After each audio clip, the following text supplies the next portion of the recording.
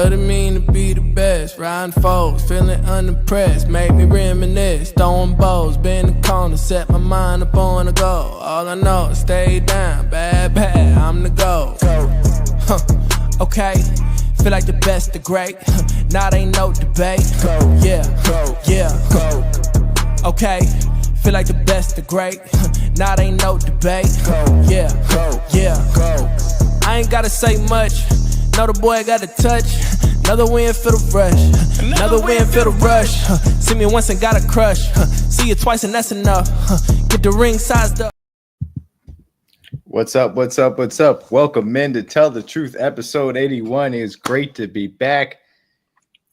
Hey, it's the best 2 words in sports: mandatory minicamp, and not Game 7, because DG does not want to see one. No, Game 7. No. Tomorrow. Tomorrow it ends.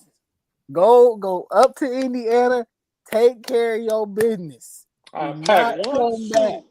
I don't care about no Sunday on Game 7. How lit the city would be, and no, none of that. Oklahoma being lit is crazy. Yeah, none of that. You're not outside. I don't want to hear nobody talk about we gonna be outside for Game 7. No. Who said that in Oklahoma? Bro, we gonna be outside. Oh, somebody down there saying it. Yeah. Somebody down there. Somebody down there saying.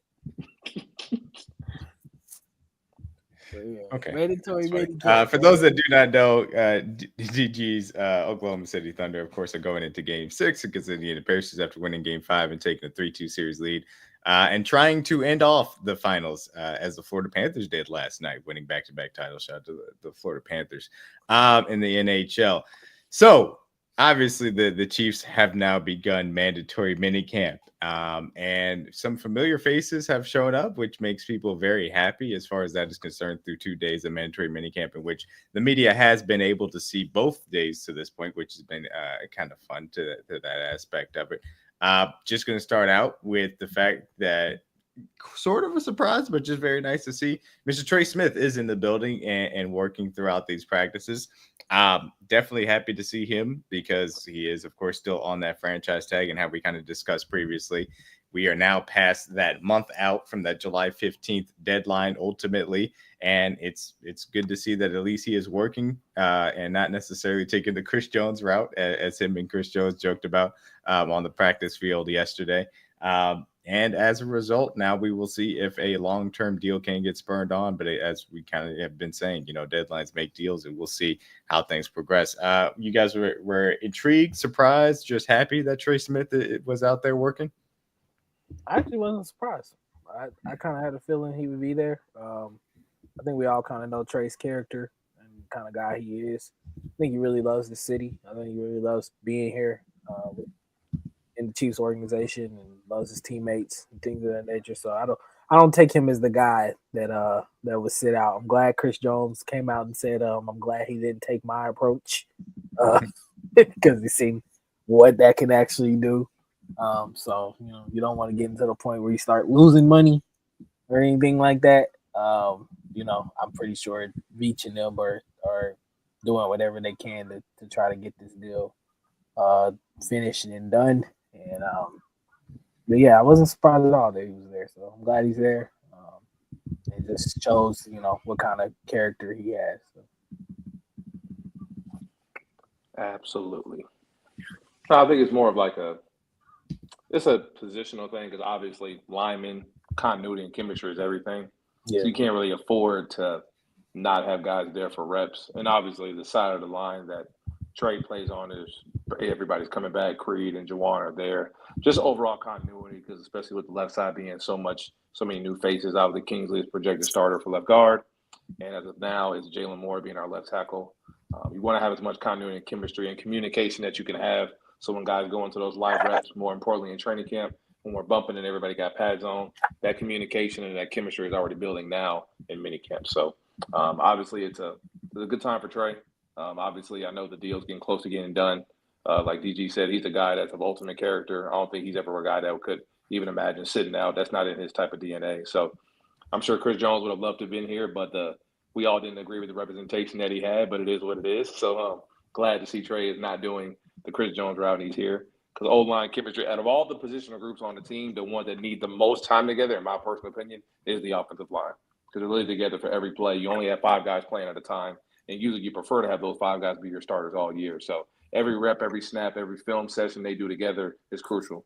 Even just walkthroughs, everything they do as a unit, it makes them better on a daily basis. And like I said, when you have 2 new guys starting on the left side, they need all the reps they can get, hearing those voices, hearing those guys in those pull calls, if we're tagging, if we're eating up the backwards, all the little things that fans don't know about if they don't hear the communication when they're going through an actual play and in the huddle. All those things, like blitz pickup, things we're doing, all these things matter in this time of the season when you're in the offseason. So all those film sessions, every little thing, all those little even like the time they go to lunch and eat together, every second, every moment matters, especially for offensive line. So I'm glad that Trey's here. He's a leader in that group along with Creed. So he makes everyone better. He brings the energy. So I'm glad he's there for them now, and hopefully they can get the deal done as soon as possible.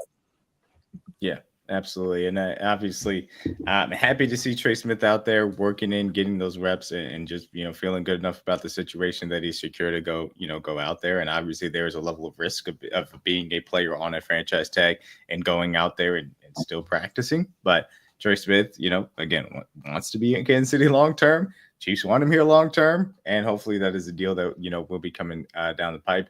Somebody that, I personally was extremely excited about and seems to be kind of, back at a full speed level is Rashee Rice. Obviously, we saw a little bit of pictures of some of the workouts kind of leading up to this, and obviously him participating in OTAs.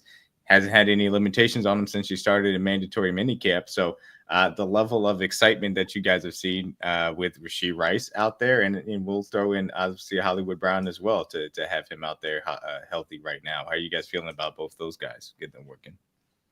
Ecstatic, man. Ecstatic. If we can get the possibilities of us being able to get all 3 of these guys, Rashee, Hollywood, and Xavier, on the field for week 1 and throughout the season, the sky's the limit, man, for what they can potentially be able to do. I think this could potentially be one of the more dynamic receiving groups that Patrick Mahomes has had in his career. But I think it also gives you a different skill level at every position in that receiving group. It gives you a different aspect for every receiver that he kind of has. So to get how those 3 guys on the field together would be incredible. But to see Rashee's maturity and growth in this system, I think this is the time that he fully starts to establish that he's the guy for the foreseeable future for Mahomes' career. So I think that's ultimately what the next stepping stone is for him. So hopefully we see that this year. No, absolutely. I agree. Number 4 is the leader in that room for a reason. He's wide receiver 1, and it's great to even more so see him on the field with no knee sleeve, no knee brace at all. I know a lot of people were cautious about the knee injury that he went through versus the Chargers. So to see him at this point running full speed, cutting, making plays in practice, looking like the old number 4 that we're used to, getting in the end zone, touching dirt, dancing, smiling, all the things that fans want to see from a non-football story. We're seeing those things from Rashee. So I think he's obviously in a good place mentally and physically.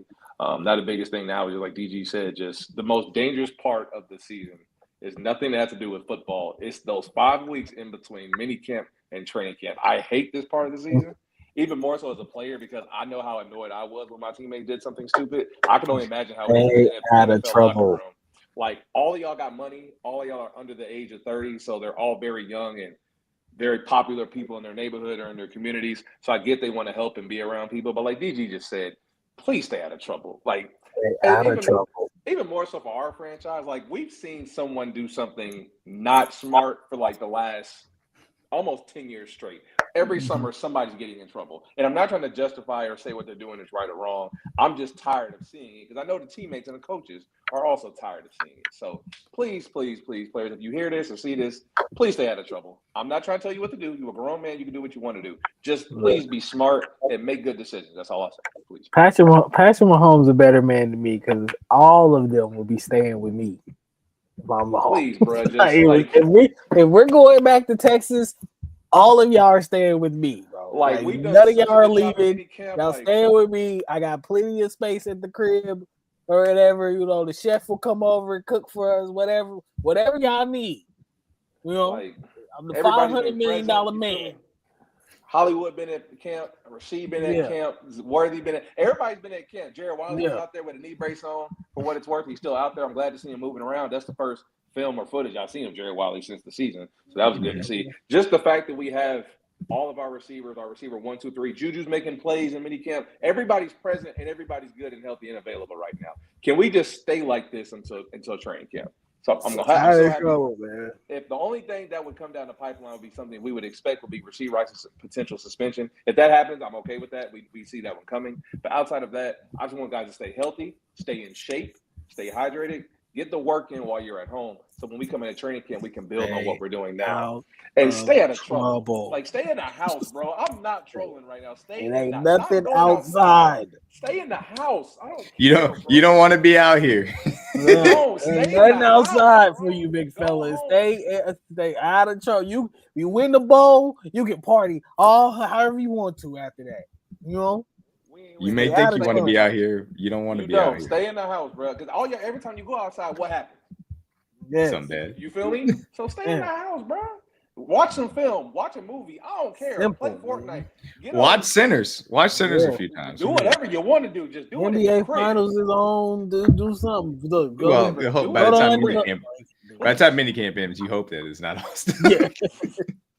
But no, I love what they've done in minicamp. I love that everybody's present. Everybody's been gelling well. All the rookies are making plays as well when they're getting involved. I just wanted to stay like this. Just no distractions. That's my only request from minicamp going into training camp.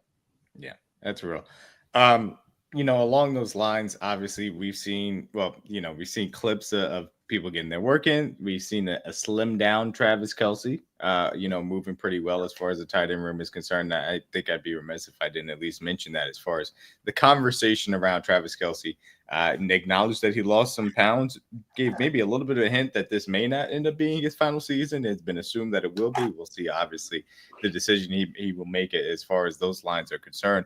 Ultimately, Travis Kelce and his role and kind of standing within this tight end room we'll get into as we do our roster previews a little bit later into July moving forward. But how do you guys feel about the slim down Travis Kelce and his usage and his standing as far as the pass catchers for the Chiefs coming into 2025? It's great, man. I know, speaking from the tight end position, as you get older, especially if a guy like Trav who's played, I don't even want to know the amount of snaps he's played because we played him to the postseason literally almost every year of his career. Mm-hmm. The amount of wear and tear that goes into his body, the best thing you can do for your body is to lose weight at the end of your career because it's going to help prolong for however many years he has left, DMac, whether it's 1, 2, or 3, however long he plans on keeping this train rolling. I want Trav to be as light as possible because those legs get heavy at the end of the year. So the more weight you're carrying, that's more pressure you're putting on your knees and more importantly your ankles, which causes injuries to happen. So I want him to be as light as possible because obviously, like we just said, he's not going to be required to carry the workload of his offense. That's why we have our 3 receivers or 4 we just mentioned. They're going to do more of the heavy lifting. And then when certain matchups and when we want to expose a linebacker or a safety and we turn on those old legs, 87 can get going. Like the Texans game we saw last year when he had 10 catches for 100 yards and a touchdown. That's a Kelce type game, but we don't expect all the time. But he can do it if need be when the moment's necessary. So obviously, I love how Trav looks. The body looks good to me. He's always going to be prepared mentally. Never worried about that. The biggest thing for Trav is just staying healthy. And that's another reason when you lose weight, it helps you prevent injuries. Because usually when you're carrying so much weight, that's when things happen, like pulled hamstrings, pulled calves. Because you're trying to lumber around too much weight on your body. So the slimmer you are, it helps you stay out of the training room and helps you stay on the field as much as possible. So obviously we expect to see his snaps get cut down because so many other guys are going to make plays like Noah Gray, like Jared Wiley, like all the receivers we just named. So from what I've seen, I love the way Trav looks. Now I just want to see him just stay right here. And I definitely want to see us get other guys some more reps so it can help them be more prepared. So I want to see Noah Gray have a lot of tight end 1 snaps this training camp. I would love to see that because eventually he's going to have to take on that role. But from what his body standpoint and mentally, Trav looks locked into me. So more motivated, obviously, the way we ended the season. So from what I've seen, 87 looks like 87 for sure. Definitely looks a lot better than last year. Yeah, absolutely. Go ahead, did you? No, I was going to say, I think we all kind of knew, the results of what happened last year and how bad of a taste that probably left in Trav's mouth or whatever to make him want to come back and be on that field and want to come back better than he was last year or whatever. So for him to, take his conditioning and his health and everything seriously, to get himself in a lot better shape to come back this year is at this point in his career is an incredible feat. A lot of guys I know in this league will probably get to this point and really stop kind of caring, but it shows, how much of a winner Trav is at this point, how much he still wants to win. And I don't think this is last year, to be honest. Like I really think that I'll say I think it's predicated on one thing. How we end. I think if we win the chip, I think he might be gone. But if we don't get there, I think you might see Trav for another year. I think he wants that last ring to go out on top or whatever. But you definitely don't want to leave after, especially after how you performed last year. And he kind of talked about that, I think today in his presser or whatever, that, he just didn't feel like he was the leader that he needed to be in that particular game. And we all kind of saw the effort and energy that he kind of gave in that game. So just think that just leaves bad memories with you. You don't want to go out like that. So glad to see him back healthy and ready to go. And, he's still, to me, an elite talent. So I expect big things from him too. Absolutely. Look, we talked about this a little bit kind of in the group chat. I mean, I would be perfectly fine if the outcome of Travis Kelce is ultimately that he's the fourth pass catching option behind the three wide receivers. And I think Rashee Rice, what you saw from him before, and the fact that now he's already looking this good in June, as far as preparing for the upcoming season, I think that he is ready to take on that full wide receiver one, pass catching role, true number one target share, and continue to be, the engine of the offense kind of in the intermediate and short areas in which he's able to create those explosive yards after the catch. And I'll talk a little bit about that later as well. But Hollywood Brown, Xavier Worthy kind of being able to work off of that, being able to create explosives, whether it's kind of in the short areas, more so how we saw Xavier Worthy get adapted to use later on in the season, but the potential for those guys to get more use down the field in intermediates and deep areas of the field so that they can create some explosives. And then Travis Kelce continue to be the intermediate safety blanket for Patrick Mahomes, but just on a lesser basis so that he can stay healthy and be ready, I think is a big piece. And then making sure you use other tight ends to do kind of the dirty work and keeping him clean, I think is also the other portion of it, to make sure that you don't put too much wear and tear on him. The last thing to kind of cover that kind of came out as far as the Chiefs mandatory minicamp, we have seen Josh Simmons not necessarily be held back as far as the work being done. Now, there has not been any pads being put on. Nobody is, going full speed from that standpoint, but he has continued to work without the team during team drills. Seems like he's going through healthy. He kind of declined as far as being a full go for his plan in training camp. We'll see how things progress is kind of what his answer ultimately was. That was also a little bit of piece of news about him working in addition to obviously Andy Heck and Andy Reid as far as offensive line tutelage, that he'll also be taking some lessons from Mitchell Schwartz, which I think also is personally awesome because of the technician that Mitchell Schwartz was as a right tackle specifically. So how do you guys feel about Josh Simmons' progress to this point as it lines up and we get closer and closer to training camp, that all eyes will be on him and his progression as, pads come on and he tries to battle out for this left tackle position? I know that I was upset about the pick. Upset? Okay, I crashed out a little bit. A little bit? All right, I crashed out a lot of it. All right, a lot of it. All right, what is Beach doing, bro? But I will say, I'm starting to come around. I'm starting to see the light. DG ain't even say nothing. He said he coming around. No, it's just it's been the fact that he's been able to get through now OTAs, mandatory minicamp, and been relatively healthy to be out there. We haven't heard too much of he's still kind of dealing with, issues here or anything like that. It sounds like he's rolling into training camp and maybe being able to put on the pads, and that'll be the final result for me to know that, like, okay, this kid can get on the field. But that was really just my only concern at that point. I never really questioned if he could play or anything like that. I mean, the tape always spoke for itself of what he can actually do, but it just, can he be able to get on the field? And that was always going to be my biggest concern going into the offseason this year. So now to see that he's had some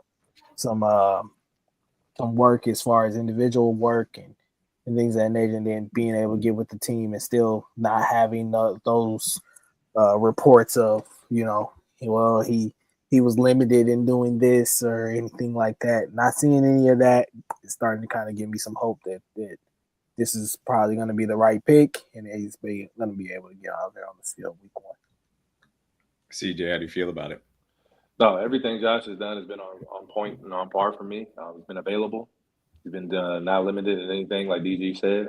Getting reps with Mitch on the side is even better, because nobody you can learn more better from than how to be a pro and how to be a constant professional from a guy like Mitch, who also dealt with, unfortunately, a potential career-ending injury as well.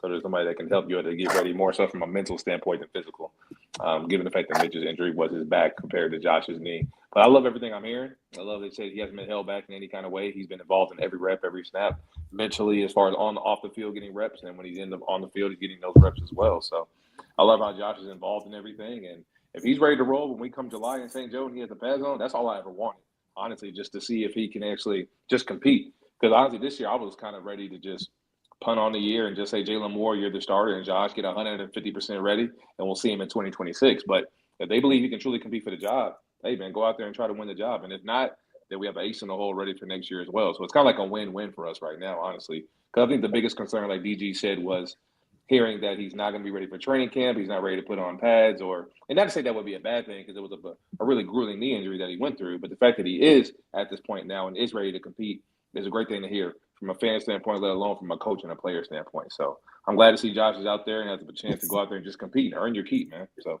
I'm excited to see him in camp. I can't wait to get up to St. Joe. He's going to be the one player I'll have my eyes on as much as anyone else, but he'll definitely have Josh knee watch on for sure. Of course we will. And of course, we did have another kind of check mark in the Josh Simmons summit to Patrick Mahomes' blind side, because we did work through this and figure out exactly which pieces we wanted to put on the checklist and which ones we were actually going to be looking for as far as the progressing was concerned. And I'll go ahead and pull it up. I think we are pretty good to officially check off 2 of them on them. We had OTA action, we had minicamp action, and we do have team drills being done. I will give a bonus. Like Jalen, a graphic of Everest of them just climbing up. Well, we don't have the Nick Rake first things first budget to put on a nice graphic and stuff. So we just have a Twitter checklist. Starting left tackle, we're gonna give a bonus to Josh Simmons, even though Jalen Moore is kind of limited at this current moment in time. We'll tell Country to put it in the budget so we can go ahead and get that mocked up for you guys. Don't worry about it. So that's a check-in with Josh Simmons. Something to watch when pads come on in practice, also, Billy. And same thing, obviously, for I would say for Kingsley Sumatia, left guard, and then obviously kind of the defensive lineman, Omar Norman-Lott and Ashton Gelati. However, we will say we have heard some plays being made by Brashard Smith, speedy back, out of SMU. Obviously, Noah Williams also had an interception in practice yesterday too. Something to keep your eyes on. Yes, and that's good to see. We have some ball skills in the quarterback room. We just hope that Dave Merritt doesn't coach it out of him. He's a man of God. Respect Coach Merritt. Absolutely. Love Dave Merritt. DB's on 3, Brad. Best DB coach in the National Football League. So really quickly, just around the NFL, really only one thing to report. The Ravens have made a signing of multiple-time All-Pro cornerback Jair Alexander. Jair Alexander, of course, very good reputation as a good cornerback. Has had some issues with injuries. I believe it's 32 games he's missed over the last 4 seasons. Ultimately played 7 games each of the last 2 years in total. The Ravens, needing the outside cornerback help, it makes a lot of sense that they decided to obviously bring him in. Anything as far as Jair to the Ravens or anything else as far as NFL news you guys, wanted to mention? Great signing. I expected this, honestly. The team that I expected him the most would have been the Commanders, Bills, or the Ravens. So the fact that he signed is not shocking at all. 1-year deal, guaranteed playoff team. It makes sense. And he can play with Lamar's old teammate who probably vouch for him. So Makes sense. Yeah, I was not. I mean, I wasn't shocked. I expected him to sign with a contender. I mean, you're at a point in your career now where you want to compete for Super Bowls, or want to have a shot at one at least. So I wasn't shocked at all. It's a great signing for them. But like it rounds out their secondary very well, especially in the secondary. They really struggled last year at the cornerback position. So good for them. Hopefully he stays healthy for them. That's would be my only concern at this point in time right now, is just the health. I think he's played 7 games in the last 2 seasons. He missed double-digit games last 2 years. That's tough. So that, I mean, ultimately, I know that there's some Chiefs fans out there that's probably like, "Why we didn't do this or whatever," but like that would ultimately scare me away from him. Just it's not something I would be interested. I don't know why DG even said that. Y'all don't want Jair Alexander. Stop that. Bro, I kind of read for a second. Y'all like names. I'm just gonna say y'all love names, and I'm not saying Jair Alexander sucks or anything like that. I think he's a great corner. But the fact of the matter is he hasn't been able. He's not on the field. He hasn't been available. So why should I sign him? Your best ability is your availability. So DG trying to be nice. He said y'all don't watch ball. Y'all just like football. Y'all don't watch it. There's a difference. Yo, y'all like names. Like you love names. You fall in love with a name, and I understand it. Jair Alexander has been one of the better corners in this league for the last, several years or whatever. Like 6 years now. Yeah, but the last 2 years he's played 7 games, bro. Like, why would I sign that? Why would I go after that? When I got fully healthy cornerbacks that I just drafted this year, I signed Christian Fulton. I still have Trent McDuffie. Like, I think you're fine at this point. Y'all do that little trolling thing where we just want to sign everybody just because it's a name. Stop doing that. That's not funny. It's a name, bro. It's a name. And that's no disrespect to the Ravens or anything like that. I think he fully helps I think he's more of a need for them than he was for us. But absolutely. I'd agree with that. Because their left corner spot was a little bit of a tester, not going back. Yeah. It was, absolutely was. And honestly, the way in which the Chiefs have done a good job at adding cornerback depth, drafting Noah Williams, signing Christian Fulton, in addition to having Trent McDuffie and Jalen Watson really lead off the room as it stands. I don't think it really makes a lot of sense for Jair Alexander to come in and join this team. Obviously, Stephon Gilmore is still out there as well, and Jalen Ramsey, it seems, is being waited or is waiting to be traded. But it's one of the situations where I didn't think it was a match. But shout out to the Ravens adding Jair Alexander. We'll see if he makes any of this list later on. So to end off the show, we're going to have a little bit of fun as far as ranking the entirety of the National Football League's positions. We're going to start on defense for this show. We'll do offense next week.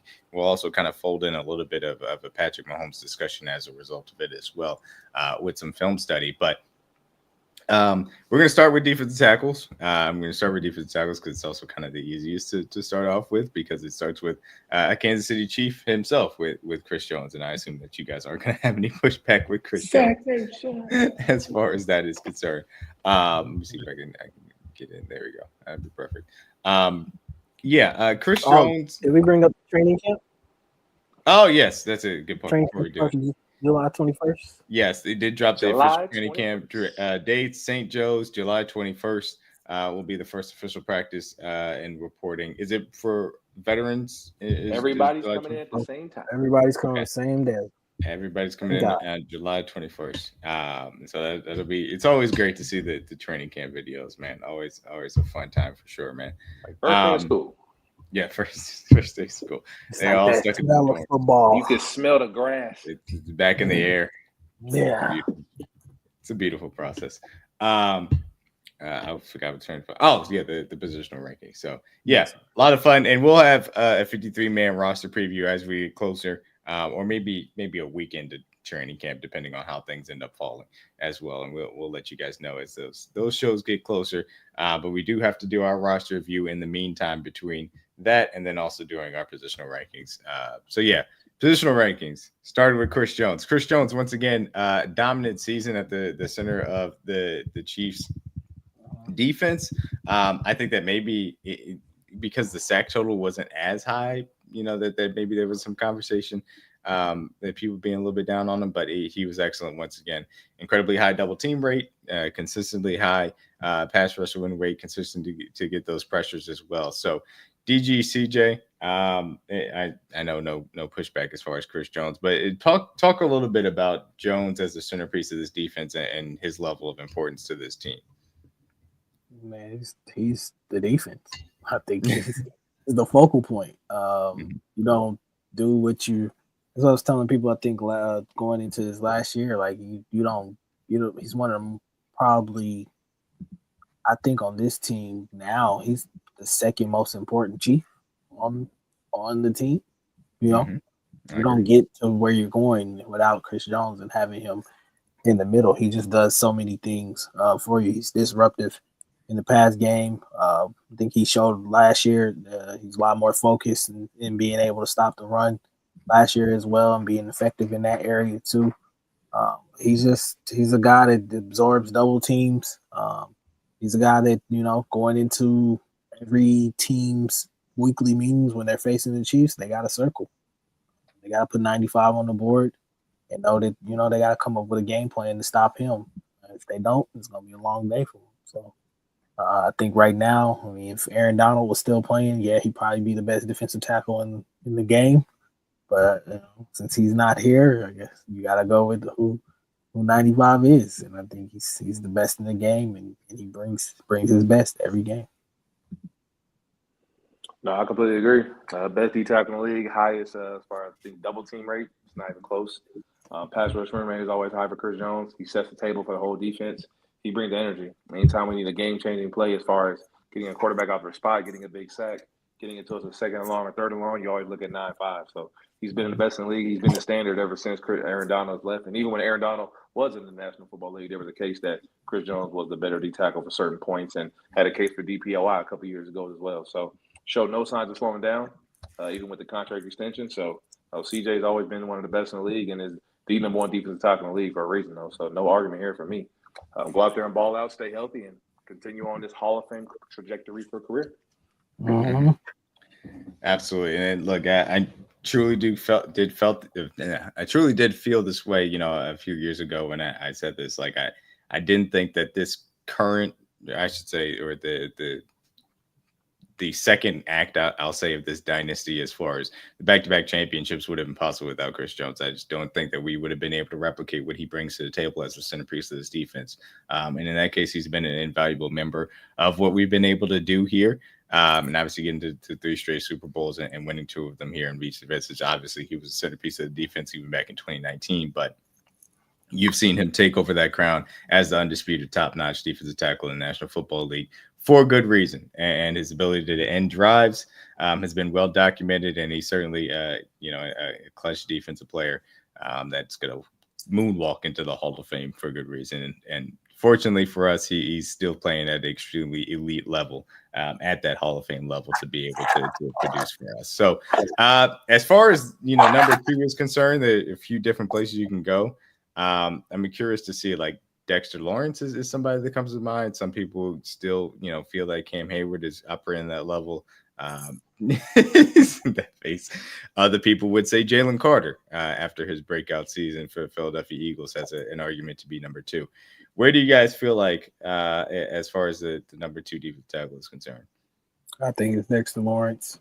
I like Jalen Carter. I think he's an ascending all-pro type of talent. But I think that Dexter has shown you the consistency over the last, 2-3 years now. He's obviously, in my opinion, on that Giants defense, the focal point on their defense. I think he's the number 1 guy that you got to circle going into games against them. So I like Carter, but I think Dexter is obviously established itself as being right there behind Chris. Yeah, absolutely. The ability for him as a nose tackle to really dominate is insanity, and what he can do from a pass rush, standpoint. He is one of the sacks. Yeah, he's one of the most unique defensive linemen in the National Football League. Or I shouldn't even say defensive lineman. He's one of the most unique players in the National Football League for that reason. And is a centerpiece of a pass rush and a defensive line that obviously we'll be seeing early on in the 2025 season to put our new offensive line to the test. I think it'll be week 3 for the Giants that we'll be seeing them in midlife as well. Obviously with Brian Burns, Abdul Carter, Kayvon Thibodeau, rushing around him as well. That's a scary line, that's a defensive line to say the least. Okay. Moving on again, Jalen Carter, Quinny Williams, Cam Hayward, Leonard Williams. Any thoughts for you guys as far as you feel like number 3 here? Personally, I mean, those names are all really good. I would personally probably go Jalen Carter just because the pass rush upside for him is great. Yeah, I think it's Jalen. I think it's Jalen Carter. Jalen Carter here makes sense. Yeah. It's sending young talent. Man, that dude's a monster, man. What he did to us in the Super Bowl, yeah, still having nightmares about. But kid is an incredible talent. He's got a hell of a career, and I think he's got potential to obviously jump over these 2 guys that's ahead of him right now to be that number 1 guy eventually at some point. Mm-hmm. Yeah, absolutely. So Jalen Carter at number 3, pair of Williams, Quinton Williams, Leonard Williams. Quinton Williams had maybe a little bit of a down year. Leonard Williams was really good for the Seattle Seahawks. Of course, Cameron Hayward also out there too. CJ, any thoughts about who you would go with next year? Bring me back. Are you not back? Go. Hold up. Okay, my bad. My shit was Chris Jones, Dexter Lawrence, Jalen Carter. Yeah, the pair of Williams and Leonard and Quinton. Also got Derek Brown, DeForest Buckner, Cam Hayward, Jeffrey Simmons. How many games did Derek Brown play last? He was hurt for the majority of the season. I think he played under 100 snaps. I'm pretty sure about it. Like before the season, I probably would have said Jeffrey Simmons because I have the ultimate respect for him. Mm-hmm. But he didn't really play as hot as I thought he would. I like him here, but he's getting old. Yeah, I know Jeff's getting old now. This is probably Quinton Williams right here. Okay. Jets, yes, Quinton Williams. But yeah, a little bit of a down year for the Jets in general, but Quinton Williams is still an awesome player in my personal opinion. So I'm not mad at putting him here, to say the least. Yeah, they'll probably. I feel like him still being young too. That him and Carter will probably be jockeying for it. Exactly. At one spot, eventually at some point. Yeah, and I'm sure those guys are going to continue to have a bounce back season with Aaron Glenn. They after Robert Saleh got that coach that got fired, that Jets defense wasn't coached down the stretch of that season, man. So I'm sure Quinton Williams is happy to have Aaron Glenn and his staff come in and be at the head of that defense from that perspective. So I would probably say Cam Hayward to round out the top 5 personally. I think that's a good place to play. Old man Cam Hayward. Model consistency. Yes, he's old as hell, but dirt. He is, but he does continue to put up really good seasons for that Steelers defense as well, coached by Mike Tomlin. So I'm not mad at that at all. Leonard Williams, obviously Derek Brown missed, basically the season last year after the week 1 injury. DeForest Buckner, Jeffrey Simmons, Nnamdi Madubuike, who had a little bit of a down year in 2024, but obviously was awesome in 2023. How you guys, where you guys feeling about number 6?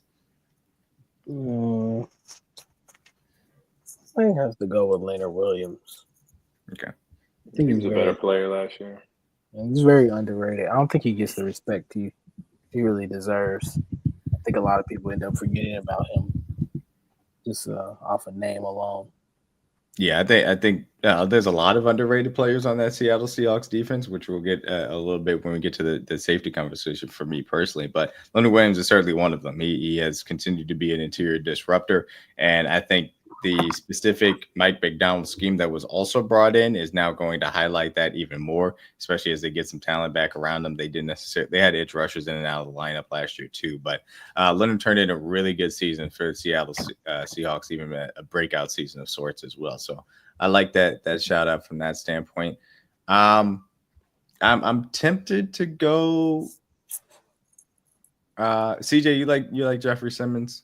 He was still really good as far as getting after the passer, so I'm down for I got a Jeffrey name Simmons for here. you. 100%. Sure, go ahead. Vita Vea. Always an argument for Vita Vea. Spectacular against. 7, but I think he deserves to be top 10. No, absolutely. Always Big an argument boy. for him because of how spectacular he is. Generally speaking, being able to gap. And he still can get after the passer at that size, which seeing Vita Vea getting after you as a quarterback has got to be one of the scariest things in the National Football League.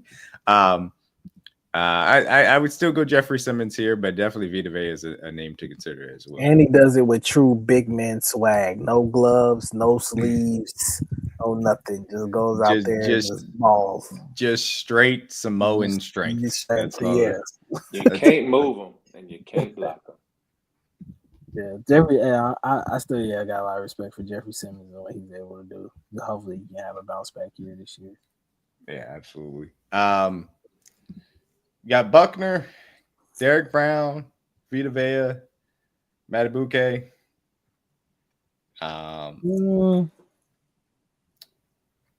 Hey, Matabuke. Matabuke? Justin Matabuke. Yeah. Well, he does prefer Namdi now.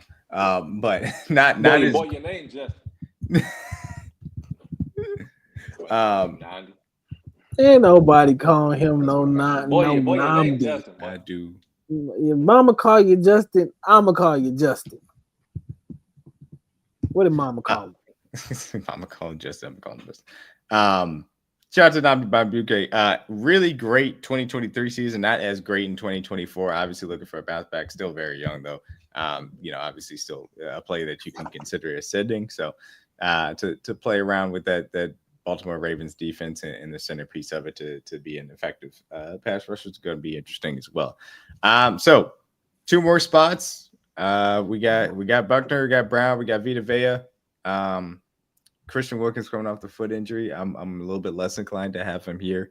Elaine McNeil coming off of that injury. I'm a little less inclined. I don't necessarily love either of the big time Rams interior defensive alignment. Like Turner and Fisk were solid, but I wouldn't necessarily put them here.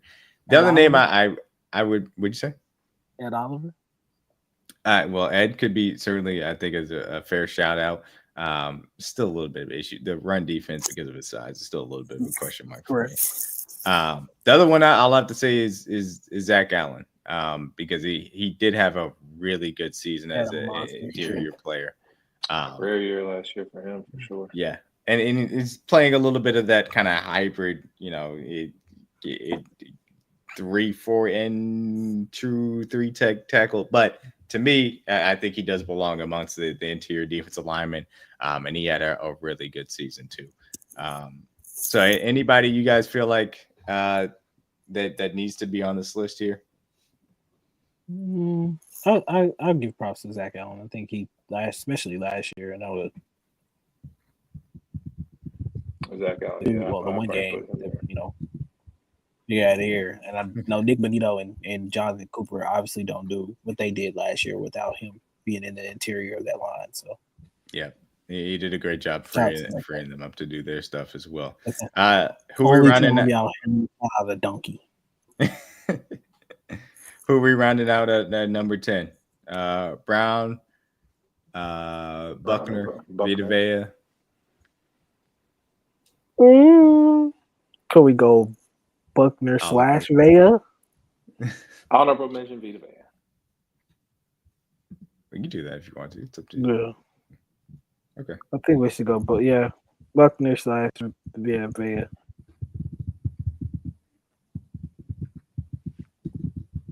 All right, we'll leave it at DeForest Buckner / Vita Vea to round out our defensive tackle list. Chris Jones, Dexter Lawrence, Jalen Carter, Quentin Williams, Cam Hayward, Leonard Williams, Jeffrey Simmons, Namdi Matabuke, Zach Allen, and DeForest Buckner / Vita Vea.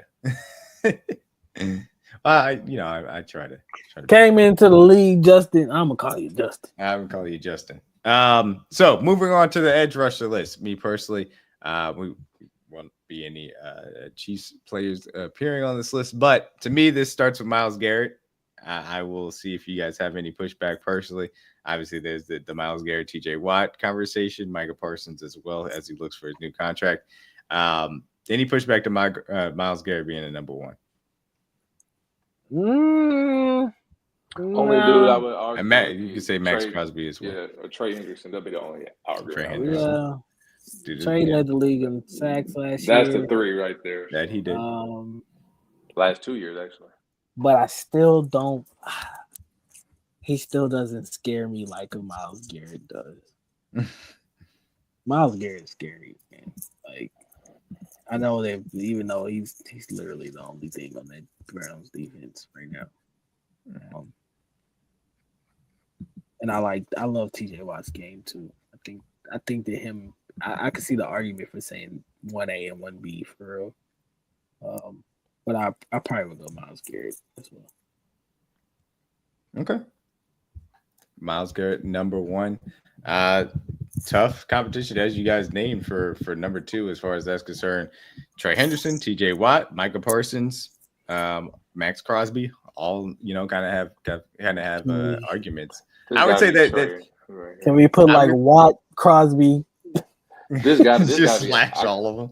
I can't have Trey no lower than 2, bro. He had 7 sacks back-to-back years, bro. This got to be Trey Henderson, dog. Like nobody else is on that defense. He's still getting 17 plus sacks, bro. Like that's got to be Trey Henderson. Yeah, nobody really in the interior. He's doing all of this.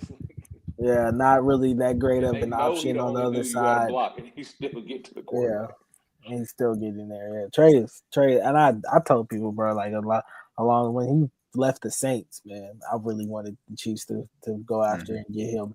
But what he's done in Cincinnati has been incredible, man. He's been a spectacular value for the Bengals, and that's why he wants a new contract for understandable reasons. Right. Hey, that man.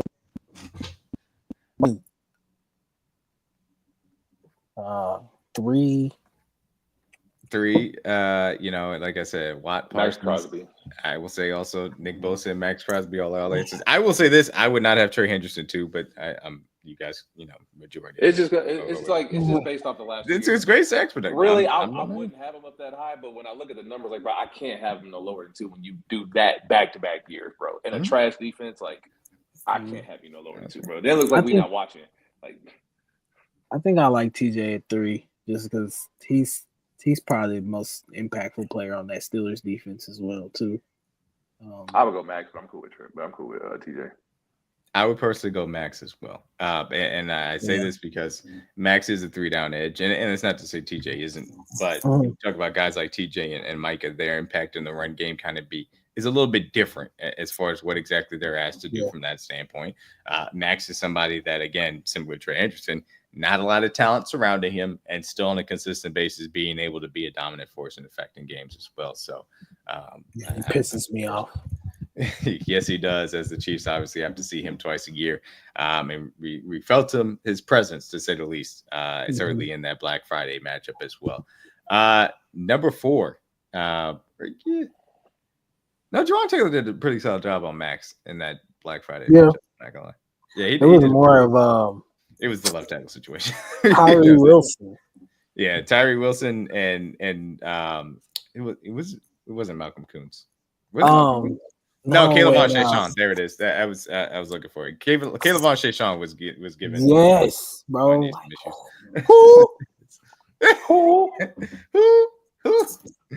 Wanye Morris. Shout out to Wanye Morris for making Cheshawn look like a. Just glad you got 2 legs now, LSU legend, Cheshawn. Huh? Just glad you got 2 legs now, Wanye. That's all. So number 4. Now look, it's gonna sound a little flagrant. Now, Nick Bosa is in this conversation. TJ Watt, Micah Parsons. I will name all 3 of those guys. I still bet on Micah Parsons being the best year. And I think that it got lost because the Cowboys season kind of went in the tank after Dak got hurt. He was still absolutely destroying people down the stretch of that season. That's just me. And I know he got hurt early, and I know people have the question marks about running at him. I understand. I have the same question marks about TJ Watt personally. Micah Parsons is still a monster, in my personal opinion. And that's just me. I'm going to go with the majority. How you guys feel about number 4? Now I don't respect podcast, boy. We're not rocking with Micah then. Can't put him on there. It's cool when we do it, but when he do it, fuck him. I don't respect podcast boy. Nah, I'm just playing. He did have a pretty disruptive year, especially down the stretch.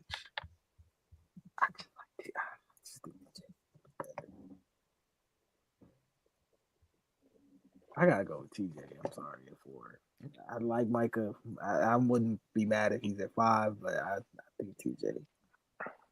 I'm cool with TJ here. Going TJ here? Okay. The top 3, I'm cool with the top 3. If you want to flip Mac and Trey, but I think the top 3 is cemented for me. Yeah. Micah versus Nick Bosa? Micah. I'll take Micah. Like either one. Yeah. This thing. I feel the same podcast boy. I feel the same about either one of them. So Bosa can be 6. Let me make sure before just assuming it's going to be Bosa. Obviously, Will Anderson Jr., defending Defensive Rookie of the Year, Jared Verse, Aiden Hutchinson obviously had the tough injury as well. Mm-hmm. Josh Allen, Khalil Mack, Danielle Hunter. Any of those guys taking Nick Bosa out of the number 6 spot for you guys? I think Aiden could make a really good case just because of the tear that he was on before he got hurt. He was on tear. He probably might have been. He probably might have led the league in sacks. He could have been Defensive Player of the Year. Yeah, on that trajectory, he would have been top 5. He wouldn't have got hurt for sure. I think as of now, since he's coming out the knee injury, I'm gonna have to respect it. So I'm gonna still go Bosa at 6 here. Okay, Nick Bosa as well. I do like Aiden Hutchinson at number 2, at number 7. I'll say. So there we go.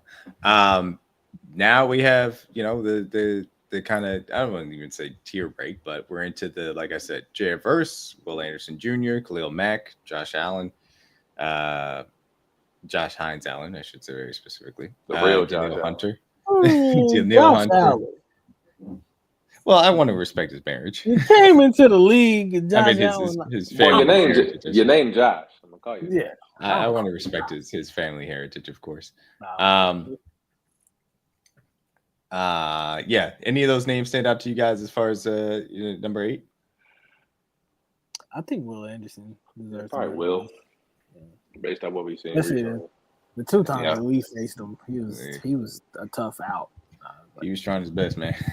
Yeah. Mahomes was getting that ball off as quickly as he could.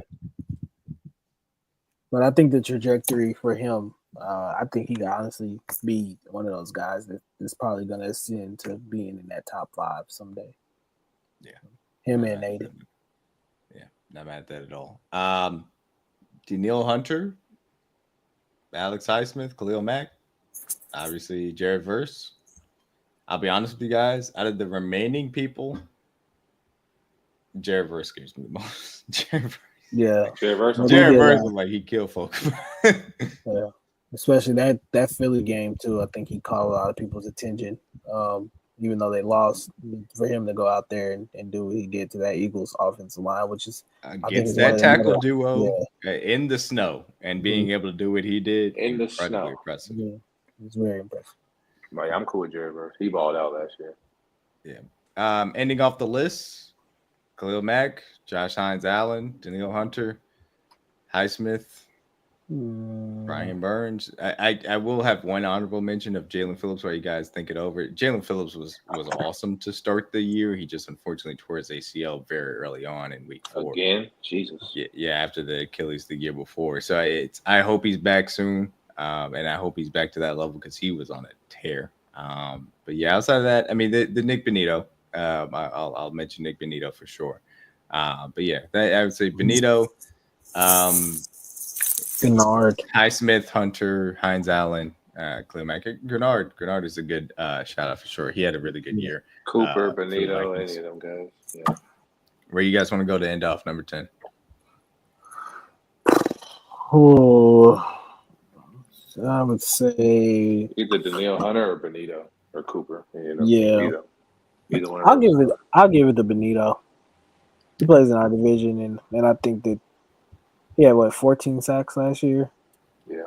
And he was highly disruptive when we played him. Him and Jonathan Cooper gave me freaking nightmares. That defense is gonna be good this year. Nick Bonito ending off the top 10 edge rusher list. Started with Myles Garrett, Trey Henderson, Max Crosby, TJ Watt, Michael Parsons, Nick Bosa, Aiden Hutchinson, Will Anderson Jr., defending Defensive Rookie of the Year, Jared Verse, and Nick Bonito of the Denver Broncos. So off-ball linebacker and safety, we're ultimately just only going to do 5 guys, a little bit of more shallow positions from that standpoint. Think everybody universally kind of agrees Fred Warner still the best in the game as it currently stands. You could say that maybe a slight step backwards, but even still, it's still the class of the position, to say the least. Number 2 is interesting.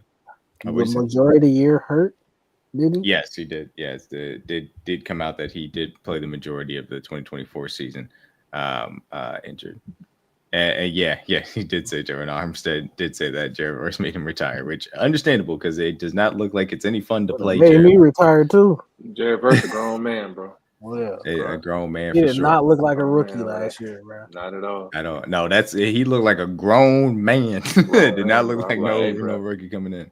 Hey, what they say? That's a full breakfast over there. If you trying to balanced breakfast. You know what I mean? Don't go over there. See what happens. Don't go over there, man.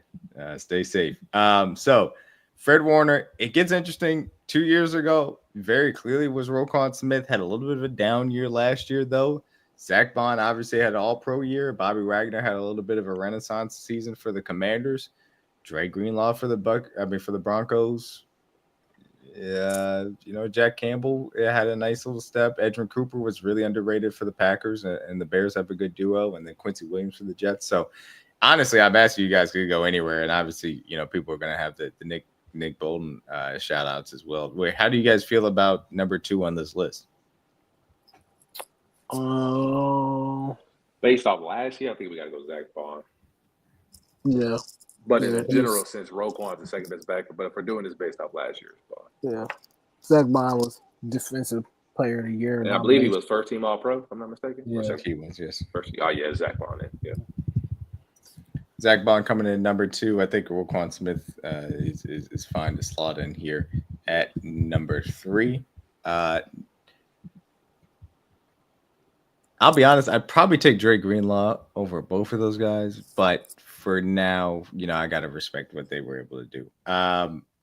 Any issues with Greenlaw at 4? 4. Like I said, we got Wagner, Okereke for the Giants, Devin Lloyd, Jack Campbell, Edgerrin Cooper, TJ Edwards, Quincy Williams. Would you consider Demario Davis? I mean, he was. He's been consistent. I mean, he was still consistent. He was still consistent and still a good linebacker. I just don't know if it was the level of impact. Top 5 worthy. Yeah, I don't know if it was quite to that level. In my opinion. Greenlaw he played how many games last year? I think he missed like less than half the season, I believe.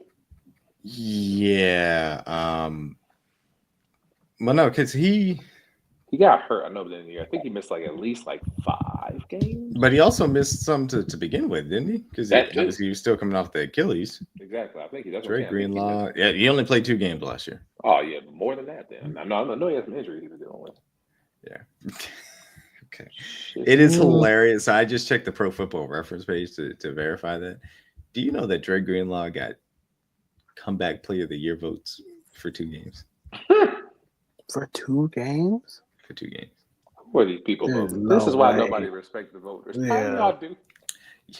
No way. Let's read off the names of some of the people that got comeback player of the year votes. Lord Jesus. We got Tony Jefferson. Shout out to the Chargers. We got Dre Greenlaw with 2 games played. We got Cam Akers. We got Anthony Richardson. What the hell did Richardson come back from? This is 4. Yeah, I'm not doing this. Yeah, Bobby Wagner, Jack Campbell. As far as I'm sorry to say Bobby. Bobby was a big impact. I think Bobby was All-Pro too, wasn't he? Yeah. Shit, bro. Bobby had a 40-year-old man season. He had 100 tackles again. He don't age. No, he definitely had a really good impact for the Him and Dan Quinn is like right Washington on Commanders. Yeah. Dan Quinn was happy to have his guy back, to say the least, obviously, with Bobby Ryder going over to Washington. Rounding out the top 5, Edgar Cooper, Jack Campbell, Dre Greenlaw, I suppose. Bobby Okereke, Devin Lloyd, TJ Edwards, Quincy Williams, who I thought had an underrated season as well, Nick Bolton. I'll be honest. You really can't put Nick? Nick Bolton could be in there if you guys want to vote for him. Nick Me personally, man, put Nick in that bit, man. You want to put Nick in number 5? Yeah. All right. Nick Bolton, number 5, which it does match his contract. So there you go. He had a good enough year to get paid. Somebody must have thought he was pretty good, right? Somebody thought he was good. Got money. Yeah. Nick Bolton rounded out the off-ball linebacker list with Fred Warner, number 1, Zach Ball, number 2, Roquan Smith, number 3, Bobby Wagner, number 4, and Nick Bolton at number 5. Cornerbacks. I do believe that it is kind of, again, universal. Patrick Surtain II as the best cornerback in the National Football League as it currently stands. I don't know why that Not according to PFF. question mark. Well, PFF, they from Ohio. They don't know football out there. I mean, the Pro Football Hall of Fame is in Ohio. They know. They watch college football. They got the hold merchant is their number 1 cornerback. They also have 2 football teams in Ohio. They ain't worth a damn, but they are. Don't win nothing. You're They're 2. Win a whole national championship and still don't know football. It's crazy. That is true. They do have the national champion in Ohio. Ohio's got a lot of football going on in general. It's not. I mean, yeah, they try. Anyway, moving on. Patrick Surtain II, number 1 corner. Number 2 gets interesting. Sauce Gardner, who is the PFF darling, had a down year last year, but obviously has the All-Pros on his mantle. Jalen Johnson, Chicago Bears, had another really good campaign for them. Derek Stingley Jr., obviously incredible ball hawk, had a breakout year. Christian Gonzalez, who had a really shutdown season for the Patriots. Quinyon Mitchell, who had rookie of the year talks as well on the Super Bowl champion Philadelphia Eagles. And then, of course, is the hometown guy, Trent McDuffie, out of Kansas City. Obviously, multiple-time All-Pro. We've seen how spectacular we've asked him to do, a lot of different roles here, whether it's blitzing, defending the run, outside, inside, and he's been able to answer the bell no matter what. Question for you guys: is Trent McDuffie the second best cornerback to you guys? Yes. DG's a little skeptical. With sneed, no sneed, slot outside. There's nobody you ask to do more than him. Like, he has to be CB2, bro. Respectfully. Only thing you go to get him is picks, but he don't really get scored on either. So. And we have seen him get the interceptions and create those turnovers this season. Which was a nice thing to see from him. DG, what's holding you up? I just Stingley had a better year as far as turnovers. And I just think that, don't get me wrong, no disrespect to Trent. I just think Stingley is still very young and still ascending in his career. And I think that there's more room for opportunity and growth for him. I'm not saying that that's not the same for Trent either. I just think the numbers last year kind of outweigh Trent in a sense to put him probably at number 2. Okay. I'm gonna go with Trent McDuffie, me personally, just as far as what we've seen him do and the versatility that he brings to the table. But hey, Stingley does. I'm gonna argue. You lose an All-Pro corner, you're still All-Pro. I don't know what more you want Trent McDuffie to do. He lose a guy, he still balls out. So. Yeah, I know. I sing Trent's praises. Play outside, inside, blitz. I said it. So going back to Sports After Dark, I said that he was a top 3 corner, and people laughed at me.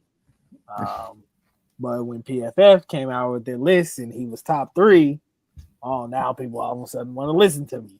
I guess DG does know ball.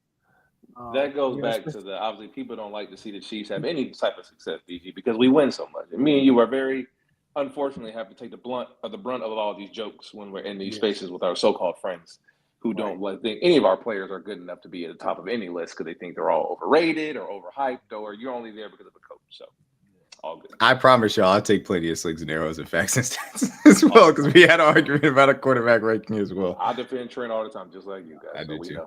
We know. Yeah, I think when you're a guy that's asked to do multiple things on the field, and you do it at such a high level, I think arguably last year you could say that McDuffie was probably the second most important player on our defense. In my opinion, like, I don't know who else I would put up there. Oh yeah, for our defense, easily Trent. Chris and Trent for sure. But yeah, I'm not gonna argue against it. Man. To play inside, outside, lose a guy like Snead and lose Jalen Watson, and still out there and be productive. Obviously, coverage rate, completion rate is still low. It's like I don't know what more you can ask. And take on the assignment of guarding some of the time guys in the league. When we do put him in the slot, he's one of our best blitzers. He's one of our best tacklers overall on the team. George Pickens has nightmares. That's what I'm saying. Like there's literally like nothing, and we saw all the number one receivers in the league. And the guy that won Triple Crown, what was one of his worst games against? Who did he play against? Trey McDuffie. So it's like that. He checks all the boxes for the resume. So I can't. Didn't have 100 yards against us. So it's like, and every time he plays Jamar Chase, he usually plays him pretty well. That's not just a one. Was in a jail cell. But let them tell it. He had safety help. I can show you about 5 reps. There were a lot of them not safety. Even the ball was thrown short. He still didn't get it. Yeah. So. But no, it was a hip drop tackle. Yeah, your boy got locked up. Rikers Island guard. Guard is crazy.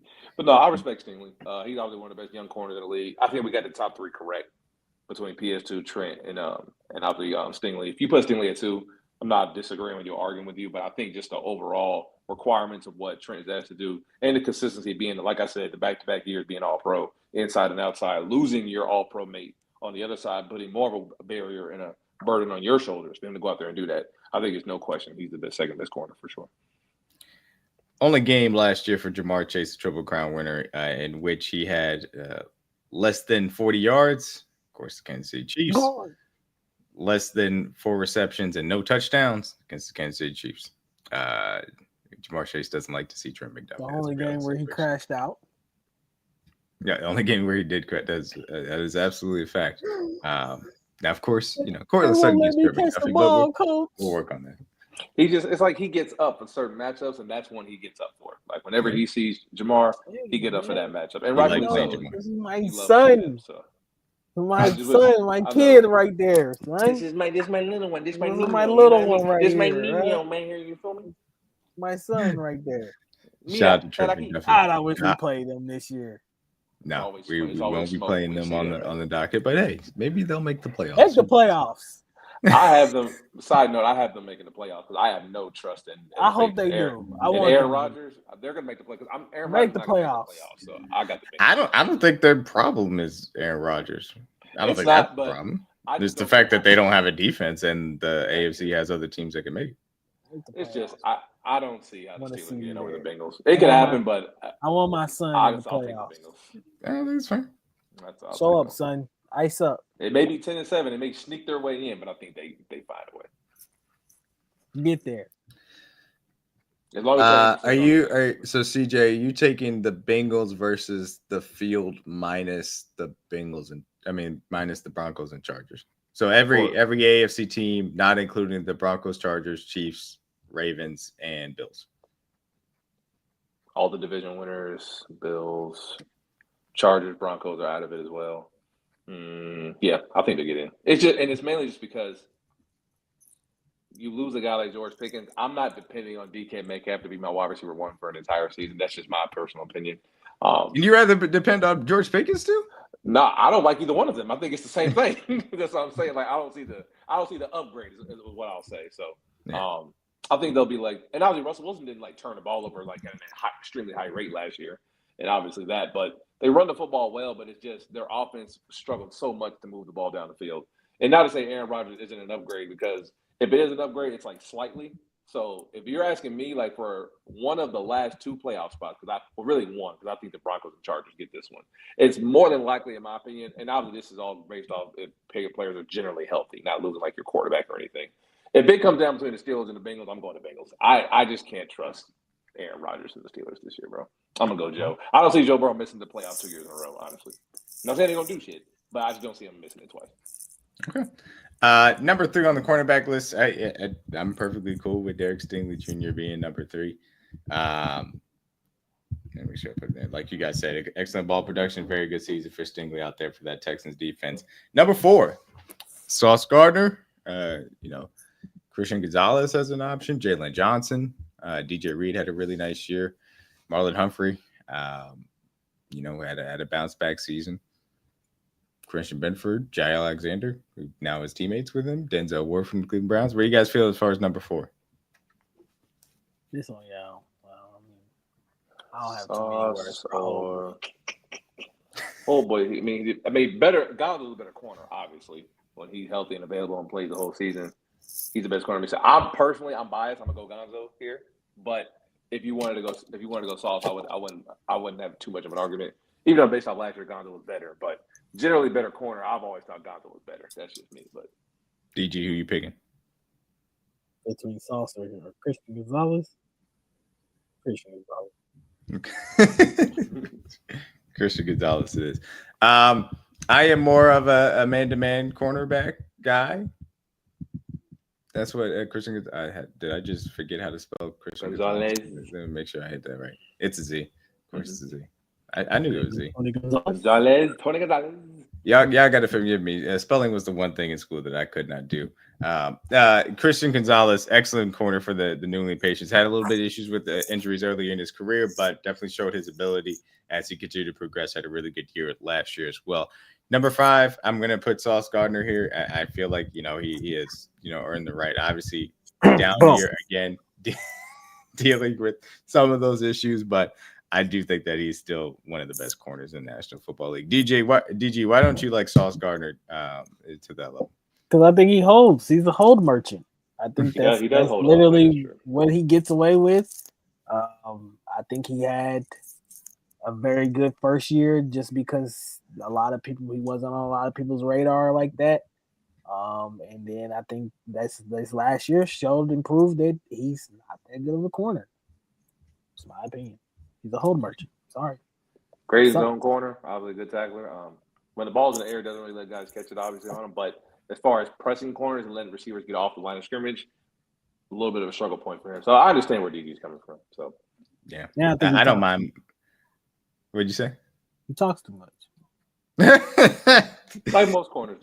DG is not a fan of people when they get in front of microphones, as we heard, of course, of Michael Parsons as well. I don't mind the grabbiness because that's sometimes how people play corner, and you're supposed to use the boundary, especially for the scheme that he's played in. It'd be interesting to see how things change with that Lions scheme, which is a little bit more aggressive from that standpoint, and how he adjusts to the positions that they put him in. And they also don't have DJ Reed, who has now moved on to those Detroit Lions as well. DJ Reed, that's a big loss. Yeah, number 6, Jalen Johnson, DJ Reed. I'll be honest with you guys, I'm personally going Jalen Johnson. Marlon Humphrey could be as well. Jalen Johnson is good. Still, I feel like a little bit underrated as far as that's concerned. It's because he's in Chicago. Yeah, love watching that kid play for sure. Marlon Humphreys, DJ Reed, Christian Benford. Benford had a year. I'll say Benford. Benford hooped last year. Him and Marlon both hooped last year. Benford actually had a nice breakout year for the Buffalo Bills, to say the least. Jay Alexander, Denzel Ward, Marlon Humphrey. Any ideas for you guys as far as number 8? Marlo. DG, you have a name? Not Marlo. Okay. I'm going Marlo. I can keep naming names if you want me to. Give me Denzel Ward. Okay. He didn't play much. He was hurt half the year. Man, I like Denzel Ward. I like this. When he's healthy, he's when I he's think healthy, he's a top 5 corner. Like before I all personally the other think guys. Marlo trash to me. I'm sorry, but that's the Marlon. I'm not the biggest Marlon Humphrey fan, but he had a good year last year. I can't cap. He had a good year. Ward played 16 games. I think that. Yeah, I think I'm good with Denzel Ward because I really do think highly of Denzel Ward. I truly do. DG does not like Marlon Humphrey. What's your issue with Marlon Humphrey? You talk too much too. He talk too much. They Bro, like, bro, he be talking like, bro, you got toasted, dog. Like, I seen several games where you got roasted. You talk like you like that, and you really you're not really like that, gang. I'm sorry, it just is what it is, bro. Career's almost over. Oh, is I know he happy to see Jair grow. Yeah. Well, yeah, he gonna be real happy. He ain't got to guard the number one guy. Jair Alexander has joined him in that defensive backfield. I can't put him on there because he just doesn't play enough for me. He ain't on the list here. Like I said, Marlon Humphrey, Cooper DeJean, Devon Witherspoon, Jalen Ramsey, Travis Ward, Quinyon Mitchell, Colton Davis, Teron Johnson. Me personally, I would still have Marlon Humphrey on this list. CJ, do you feel the same? Marlon Humphrey's a top 10 corner. We ain't got to be like making fun of him. So Marlon Humphrey's on there. Where you guys want to go? Where you guys want to go with number 10? You're welcome, Marlo.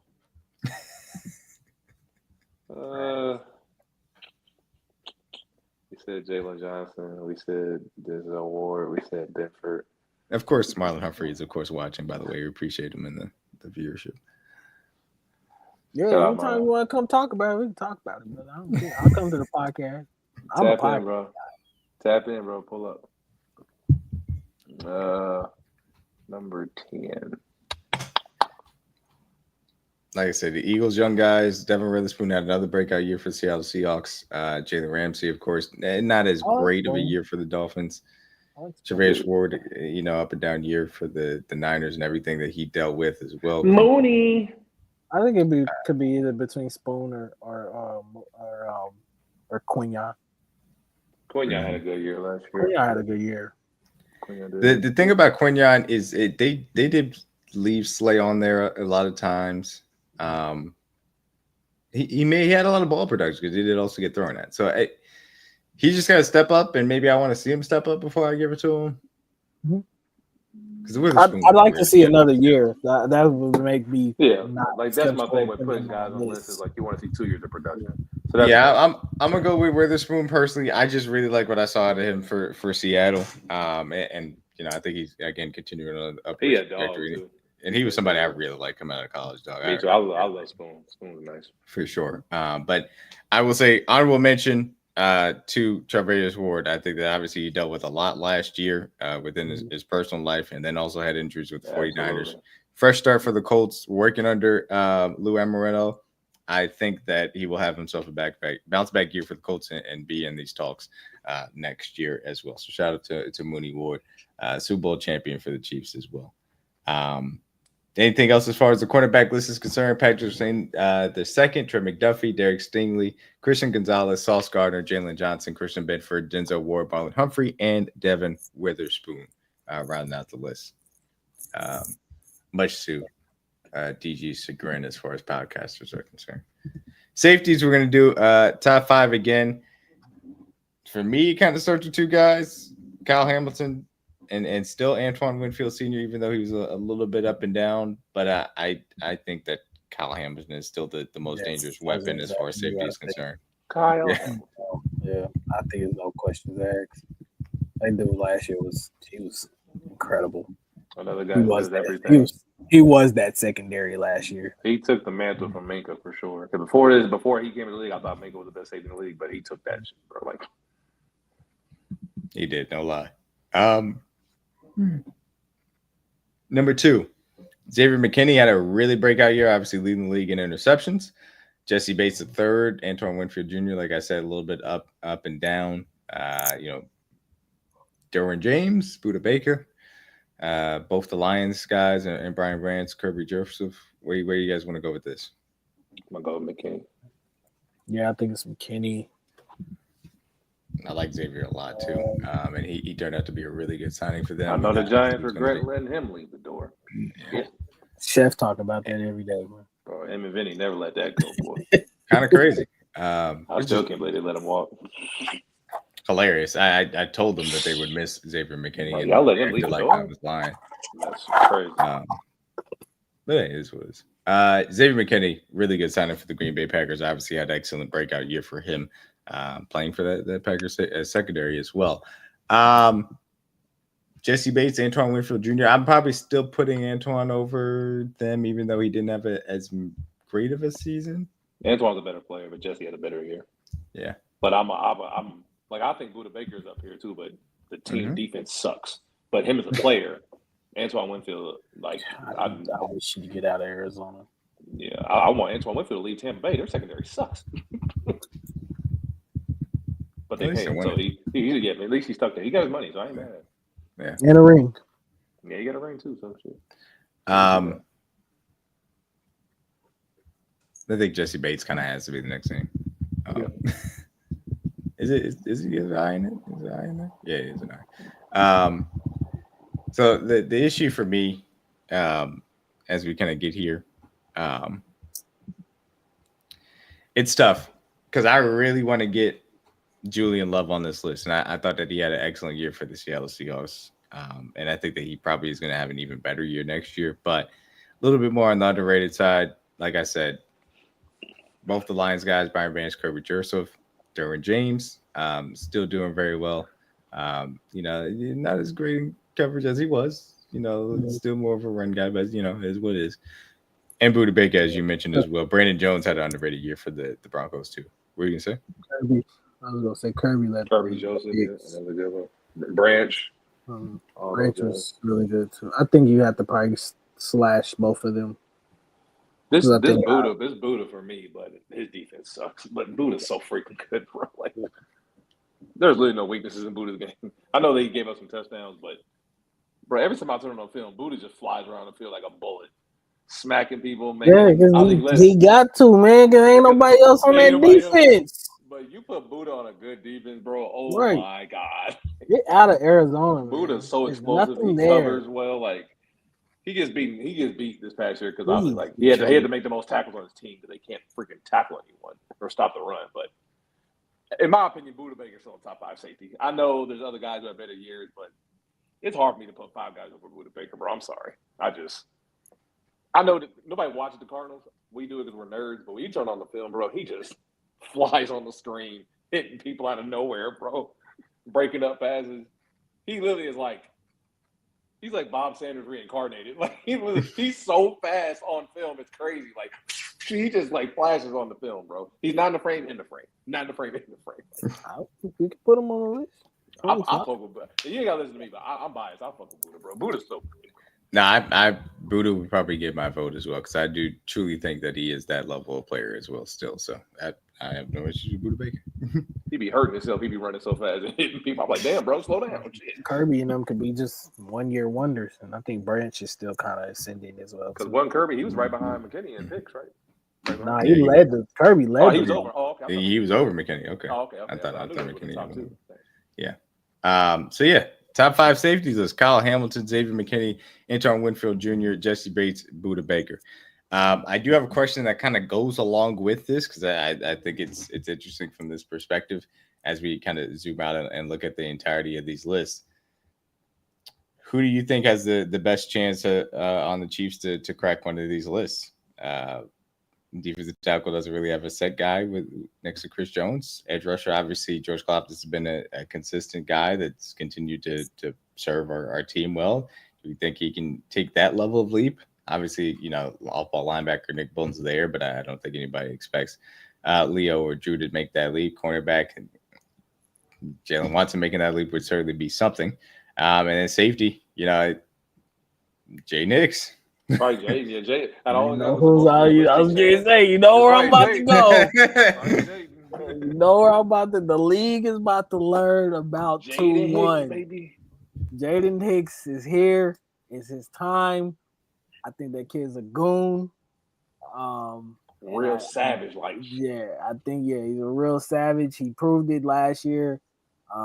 Seeing this is all I needed to see last year is like bringing that attitude to our defense, man. I can't wait for him to be the guy back there patrolling, coming up in the box. I think the league is about to be put on notice by him. I think Spags really loves that kid.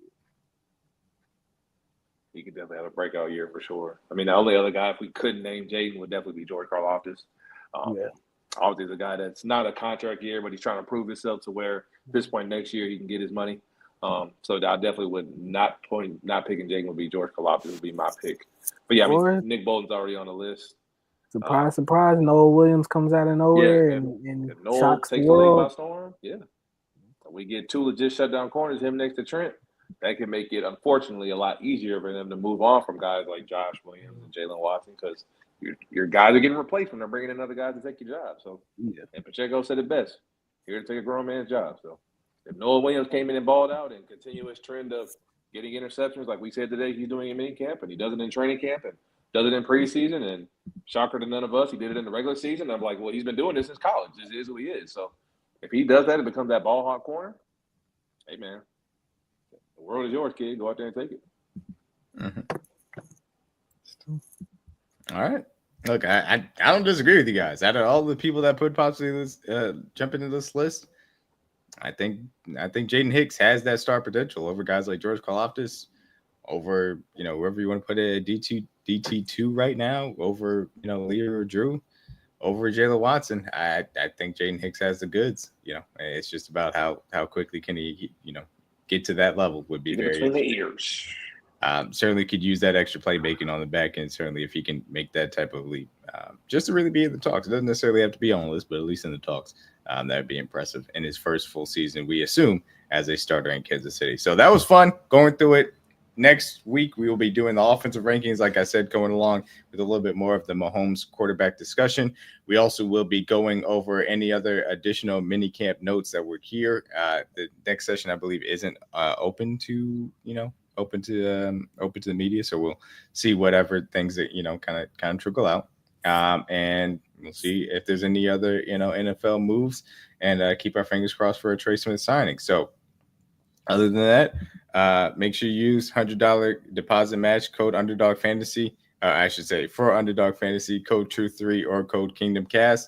NHL's wrapped up. NBA Finals, Game 6 tomorrow night. Sign up and get ready for it. Obviously, baseball, WNBA in full swing. Let's see what ends up happening as we get closer and closer to the NFL season with that July 21st Chiefs camp getting kicked off, man. So all that being said, I think we're good to go ahead and get out of here. DG, CJ, anything before we wrap it up? Please, Shay. Please. In the Shay tomorrow, dog. Bring it home, Shay. My nerves can't take a Game 7, bro. Like, Allie ain't gonna be doing that. Y'all be all right, please end this thing, dog. Game 7s be scary, dog. They be scary. But y'all got them at the crib, DG. I don't want to go to Game 7. I want it to end tomorrow. Juneteenth, the liberation of my people, freedom has come. Shay Alexander. Half of your fans are white. Half? Only half? You think it's only half? A majority of them, all of them. It's some black people in Oklahoma. I got Langston University is there at HBCU. Shout out Langston HBCU. And they don't be at the game. Freedom tomorrow. Liberation. CJ said the shirts ain't the only thing that's white. It ain't the only thing that's white in the stands, baby. The real fans be outside. End this thing tomorrow, dog. Let's be champions. J-Dub, Chet, High Heart, all you guys, man. Come on tomorrow. Let's end this thing, man. Let's go home champions tomorrow. Let's come back with a trophy. For DG Sanity, no more podcasts for football players. Oklahoma City Thunder in 6. Thank you guys for checking out Tell the Truth, episode 81. Peace out.